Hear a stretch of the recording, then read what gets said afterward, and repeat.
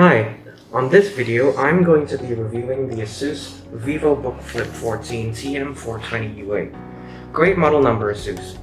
No, but seriously, good model number scheme, because some devices have really complicated model numbers. First of all, I should say that I did not purchase this laptop myself, my mom did, and I am very extremely grateful that she bought it for me. Also, I should mention that this laptop may have some differences, such as network card, depending on what country you purchase it in, so please do your research before buying it. This specific laptop was purchased in Indonesia and the submodel is EC551VIPS. Now, I've had this laptop for around a week and a half, and I thought I would share my thoughts on it, especially since I haven't seen many reviews of this 2021 model, and I could barely find any reviews in English. By the way, unboxing a laptop and saying how pretty it is and then ending the video is not a review, people. Get your definitions right. So full disclosure, my previous laptop was an early 2015 MacBook Air, and I will be comparing this laptop to that MacBook just a little bit. Start with the build of this laptop. The lid is made out of aluminium with the words ASUS VivoBook engraved on the right side. I have to say I really like this typeface much better than the usual ASUS logo that they put on their laptops. It feels much more modern, so that's awesome. As for the body of the laptop, it's made out of plastic, which isn't necessarily a bad thing. It feels good when you hold it in your hand, so it's not the cheapo kind of plastic. I really don't mind it and I don't have any complaints about it. The entire laptop is finished in what they call bespoke black. Indeed, it is black, but with a very slight dark blue that shows when you look at the laptop from certain angles. It looks very nice and I personally really like it. The only complaint I have about this finish is that it is a fingerprint magnet, so you will probably have to clean it often if you want to keep it looking nice. Now, onto the keyboard. If you've seen other reviews of this laptop, you'll probably notice that a lot of them complain about the middle of the keyboard sneaking in easily, so you get a spongy type of feel when typing. I'm gonna be honest with you, I have not noticed any sponginess, and I have not seen this keyboard bend down to a more excessive degree than normal, and actually I would say that it's a little bit better than usual. We all know MacBooks are built like an absolute tank even with their thinness, and while this VivoBook does have more keyboard flex than the MacBook Air, it is honestly not noticeable when compared. At least for me, and I type very aggressively. My typing speed is in fact about 100 words per minute. I have absolutely no complaints about this keyboard. Under load, the keyboard remains comfortable to use too. And also a small bonus, it comes with a 3-level backlighting system so you can see it in the dark, so nice addition there.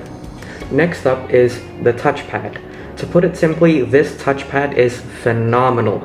My previous MacBook would still absolutely crush it, but then again, nothing beats MacBooks in terms of touchpads.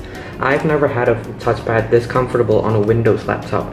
The surface is made out of very smooth plastic that feels very close to glass, so your fingers glide comfortably. There are no dedicated buttons for left and right click. Instead, it's one button that pushes down in a conventional diving board mechanism. Your left or right click is determined by software.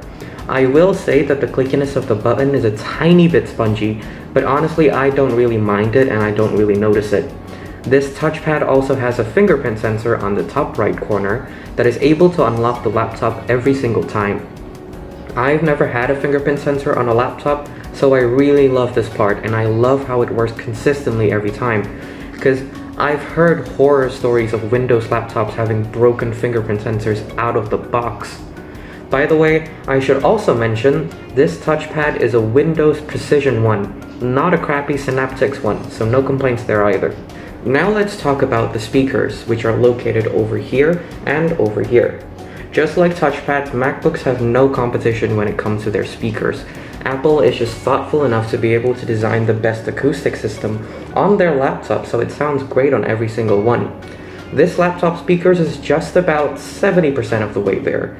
It has very clear and crisp highs, but kind of lacking in lows. There's still a bit of bass, but definitely nowhere near as good as the MacBook speakers in that department. It's Harman Kardon certified and can be controlled by the DTS audio processing app in Windows 10. More on that once we get to software. Last thing I want to touch on this part of the laptop is the ports. On the left side of the laptop, you will find a Kensington lock, a USB Type-A 2.0 port. In 2021, really ASUS, and the only exhaust holes you will find on this laptop. The right side of the laptop is much busier with a barrel power port, an HDMI 1.4 port, a USB Type-A 3.2 Gen 2 port, and a USB Type-C 3.2 Gen 2 port, which, by the way, is not Thunderbolt 3 since this is an AMD system and does not support power delivery or display output. And then a combination 3.5mm audio jack, some status indicators, and the power button. Let's move on to the display. This display is a 10-point touchscreen that claims to have 250 nits of brightness and 45% coverage of the NTSC color gamut. If you're wondering, that's 73% sRGB. It also has support for Microsoft Pen Protocol 2.0, so you can use it with any stylus that uses that protocol.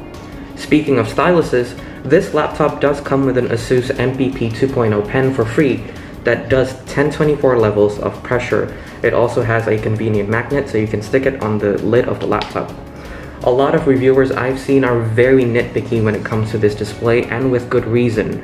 The 250 nits of brightness is 50 nits short of my previous MacBook, and I had trouble seeing the display on that MacBook in indirect sunlight. I expect this laptop to do even more poorly in that situation. Now, as for the color coverage, I think it's fine, and I do a lot of photo editing with Photoshop, albeit casually. It might not be perfect for professionals, and certainly isn't for professionals, but for beginner enthusiasts and especially average users, this display is great in my opinion. And anyway, if you're a professional, I expect you to have more money to spend on your very essential tools than what this laptop costs. Now, as the name implies, this display flips 360 degrees to become a tablet. I've also never had a laptop that can become a tablet like this before, and I find that this feature is quite a pleasure to use when you just want to get comfortable in whatever situation, like in bed for example. Above the display is the camera with a status indicator light. In short, this camera is trash. It's single-handedly the worst camera I've ever seen on a laptop ever. Don't use it, just turn it off permanently with the keyboard control and never think about it ever again. By the way, people, don't use camera covers on your laptops, please. It has a potential of breaking your display. Now, let's dig into the internals. This specific laptop I've got features a 6-core 12-thread Ryzen 5 5500U processor clocked at 2.1 GHz with boosts up to 4 GHz. It's got dual-channel 8 GB of DDR4 RAM clocked at 3200 MHz, and at least one of them is removable, so you can put in more RAM later. It also has a 512GB NVMe PCIe Gen 3 x 4 SSD made by Samsung. What does all this mean in practice? Fast. Really fast. At least I've never had a laptop this fast, but then again I bought a MacBook, so that was really stupid of me. This laptop achieves a 7351 score on Cinebench R23 multi-core, which puts it in between a Xeon E5 2697 and a Xeon X5650, so remarkable performance there. Under sustained load, the processor is able to stretch its legs to 3.2 GHz, which is way above its base clock, and targets a TDP of 30 watts. The Ryzen 5 5500U also has RX Vega 7 integrated graphics, which is on par or ever so slightly better than an RX Vega 8. I haven't tested many games with this laptop, but I did try Warframe, which ran at around 60 FPS on low 1080p, and Minecraft with silver shaders getting around 40 FPS. Thermally, this laptop also does wonders with one completely silent cooling fan when you're doing basic tasks, and very serviceable noise when under load in balanced mode. It does get noticeably loud if you're in performance mode though. The hottest I've seen the CPU get is 95 degrees Celsius on performance mode, which is completely fine on a laptop, and certainly better than my MacBook, which regularly reached 104 degrees Celsius. As far as I know, this is how current generation non-ARM MacBooks still handle their cooling. It is terrible, and this is much better. In terms of network performance, this laptop is equipped with an Intel AX200 Wi-Fi 6 network card, which just screams. I was personally very skeptical about this since I've never had a good experience with any Intel network cards, but this one works just fine and I've not had any trouble. The network card is hooked up to a 2x2 antenna setup for better reception and speeds. It also has Bluetooth version 5.0, and I don't have any complaints about that part either. The battery of this laptop is a 3-cell 42 Wh lithium-ion battery. While, yes, it is a little smaller than its competitors, it does still achieve around 8 to 10 hours when doing basic stuff.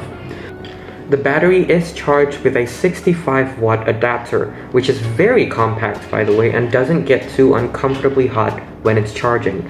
It also looks pretty stylish for a laptop power adapter. Last thing I want to talk about is the software. This laptop comes with Windows 10 Home and Microsoft Office Home and Student 2019 for free. Awesome. It comes bundled with McAfee LifeSafe. Bad. I immediately uninstalled McAfee when I first booted this thing up. If you need an antivirus, just use the built-in Windows Defender. Or get Kaspersky Security Cloud, which is among the best antivirus, and it barely takes up any system resources. Less than Windows Security. Other than that, this laptop only comes with the usual Windows 10 default bloatware, which you can very easily uninstall.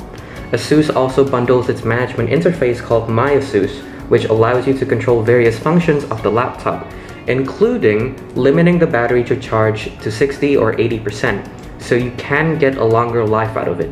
Super. I mentioned the DTS audio processing app earlier. This app allows you to control how the speakers sound, but my goodness, this app is horrendous. It makes Windows' audio system ramp up to 150 megabytes to 300 megabytes of RAM usage. Honestly, the app doesn't really do much either. It just makes the speaker sound worse, or just makes it sound louder. I would highly suggest you turn this off and never think about it ever again by going into the sound control panel and turning off audio enhancements in the properties. If you want to make the speaker sound louder, just, turn up the volume. In conclusion, I really don't see a lot of wrongs with this laptop. It is definitely a huge upgrade over my old MacBook Air. I vowed never to return to MacClan after suffering under the hands of Apple's unstable software updates, and this laptop has convinced me even further to stay here. If you don't have any specific reason for using a Mac, you're missing out on a lot over here in Windows land. That ends my review of the ASUS VivoBook Flip 14 Weed Edition. I hope my insights have been helpful in your consideration of this laptop or similar ones. If you have any questions, feel free to ask them below and I will try to answer them. Thank you for watching.